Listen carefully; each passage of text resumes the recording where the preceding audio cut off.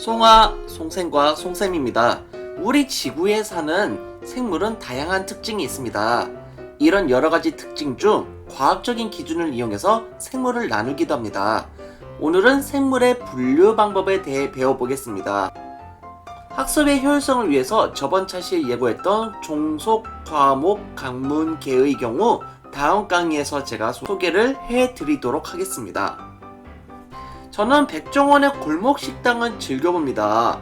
포방터 시장에서 제주도로 넘어가서 장사를 하는 영돈의 경우 사실 처음부터 장사를 효율적으로 하지 못했습니다. 너무 많은 메뉴를 두었기 때문에 선택과 집중을 해야 되는 상황이었죠. 백종원은 효율적으로 이 메뉴를 3가지 이하로 줄일 필요를 느꼈고 차림표를 정리하기 시작합니다. 차림표에 어떤 음식이 있는지 알아보기 쉽도록 하기 위해서 판매하는 음식의 종류, 가격, 음식의 재료 등을 바탕으로 기준을 세워서 음식을 분류하여 정리하게 됩니다. 이런 체계적인 정리 후에 어떤 메뉴를 골라서 줄일지 최적화를 시키게 됩니다. 백종원은 정확한 분석 체계를 이용해서 메뉴를 분석하고 이 중 가장 인기가 있을 것 같은 메뉴를 확정지어서 솔루션을 해줍니다. 즉, 정확한 분류 후에 맛있는 음식을 정하여 메뉴를 정하게 된 것이죠. 연도는 결국 제주도의 돈가스 맛집으로 자리 잡았습니다. 새벽부터 텐트를 치고 기다려야 먹을 수 있는 아주 맛있는 맛집이 된 거죠.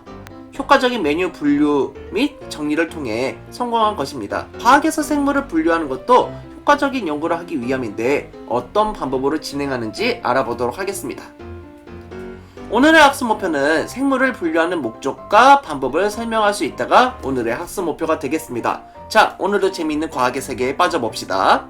다양한 생물을 어떤 기준에 따라서 종류별로 나누는 것을 보고 우리는 분류라고 합니다. 아래에 있는 다양한 생물들을 구체적인 기준만 사용한다면 종류별로 나눌 수 있는 것이지요. 그래서 분류를 할 때 어떤 기준을 잡는지가 너무나도 중요한 것입니다. 분류를 할 때 공통점과 차이점을 명확히 보고 무리를 지어 보아야 합니다. 아래 사진을 한번 보도록 할 텐데요. 고양이도 있고 강아지도 있고 물고기나 해파리 이런 것도 있는 것을 확인할 수 있습니다. 아래 사진에서 선생님이 나름대로의 기준을 정해서 분류해 보도록 하겠습니다. 분류 기준은 저는 사는 장소가 땅 위인지 아닌지로 생각을 해보겠습니다. 땅 위에서 사는 생물을 육상생물로 정해놓고요.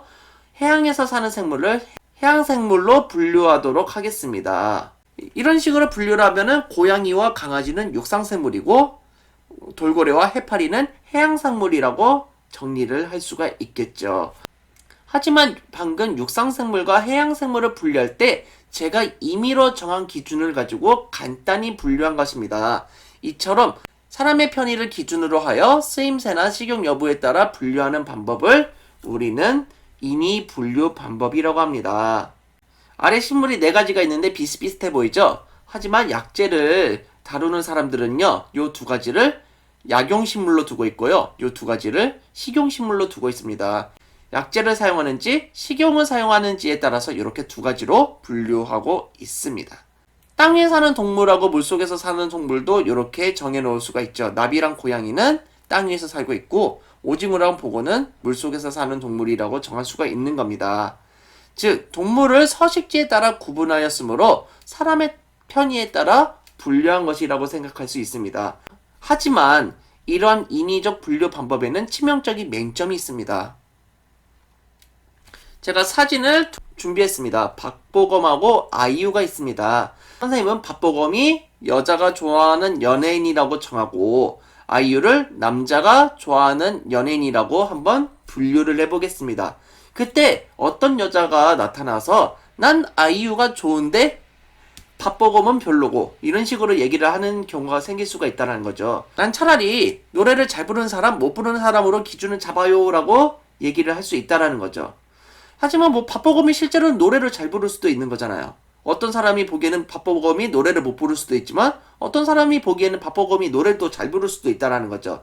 생물을 사람의 편에 따라 분류하면요, 분류하는 사람에 따라서 결과가 달라질 수 있고 생물이 가진 고유한 특징을 제대로 나타내지 못하게 된다는 겁니다. 그래서 이 기준이 명확하지 않기 때문에 생기는 문제인데 이 기준을 명확하게 정할 수 있는 방법이 있습니다.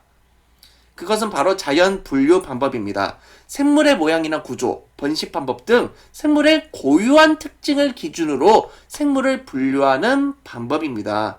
그래서 생물의 유형 관계를 잘 따져서요, 분류를 하는 방식인데요. 생물이 얼마나 멀고 가까운지 나타나는 관계를 보고 생물의 유형 관계라고 합니다.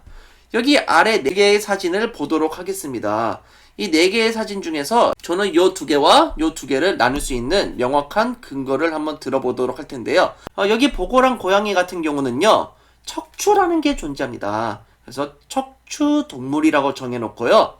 오징어랑 문어 같은 경우는 척추가 없습니다. 그래서 무척추 동물로 정하고 있습니다. 이와 같이 생물의 유형 관계를 이용해서 기준을 잡고 분류하면 정확한 분류가 가능해지게 됩니다. 생물 고유의 특징에는 어떤 것들이 있을까요? 가장 쉬운 거는 겉모습이나 속구조, 번식하는 방법, 유전적인 특징, 광합성 등을 예를 들 수 있습니다.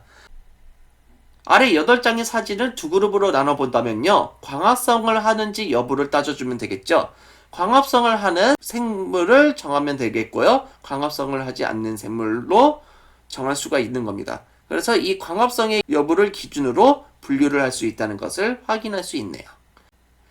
그럼 이런 생물의 분류의 목적은 무엇일까요? 이렇게 생물의 고유의 특징을 이용한 분류를 사용하게 되면 생물을 체계적으로 연구할 수 있어서 생물의 다양성을 이해하는 데 도움이 됩니다. 구체적으로 알아보면 생물 사이의 가깝고 먼 관계를 알 수 있다는 거죠. 여기 고래가 있는데요. 이 고래는 상어에 가까울까요? 아니면은 사람에 가까울까요?